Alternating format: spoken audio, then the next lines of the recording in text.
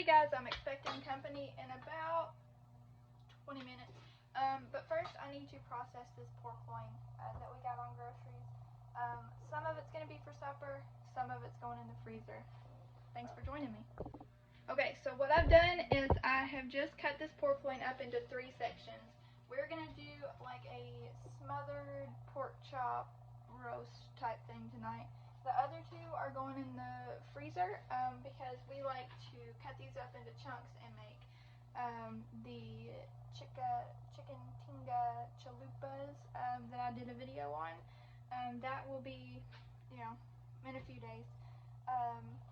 But yeah, so let's get this going. What I do is I just put them in freezer bags. We go through this pretty quickly, so we're not afraid of it getting freezer burnt just because of the quickness that we use it. I do have a vacuum sealer downstairs. 2 reasons I didn't use that. 1, I did know that we were going to go through this pretty quickly, and 2, I just didn't want to go get it. So now let's season up our pork roast in the crock pot. What I do before I even start to season anything is I go ahead and turn my crock pot on and make sure it's plugged up. Ask me why. Nothing's more disappointing than coming home and not smelling what should be smelling very good. But then the second thing that I do after I have my meat in there is I go ahead and season it with my dry seasons, and then I will put my wet stuff on top of that. So I'm just using the basic everything seasonings, so garlic, onion, salt, pepper. Today I'm using Celtic sea salt. It's pretty neat. It's more of a wet, chunky salt, so you don't need a whole lot, and I feel like it gives it a really good flavor. And then I am using it's black pepper, but it's more of a chunkier grind than just regular salt shaker ground pepper, if that makes sense.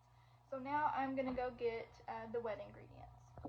Okay, so all I did was pour a can of cream of mushroom and cream of chicken into my mixing bowl, and then I filled up each can halfway with my chicken broth. Now, you can use any kind of broth or stock you want. Chicken broth is just what I had opened in the fridge that I needed to use up. I think that a bone broth would be pretty good with this. That would add some extra nutrients or whatever that is. But this is what I'm using. I didn't have time to make my own broth, so store-bought is fine.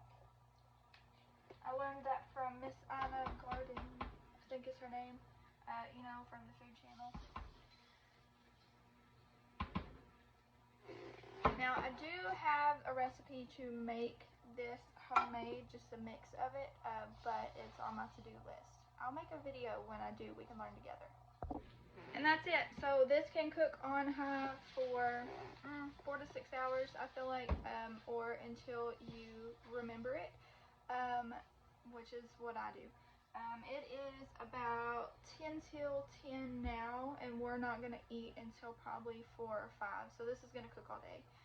That's going to give a chance for the pork loin to get really tender and fall apart. This is really good with mashed potatoes and some green beans, or even like a squash casserole, which is probably what we're going to have tonight with it, because we are overloaded on squash. We've got to eat some. But yeah, so this is a quick and easy crock pot meal. It didn't take hardly 10 minutes to throw it together, and that's with processing stuff for the freezer along with it. I had 1 mixing bowl and a spatula to wash, so again, that's another win. And it's not going to heat up my house because it's the crock pot and not the oven. So let me know if you try it out. Let me know if you customize it your way. Share it with me.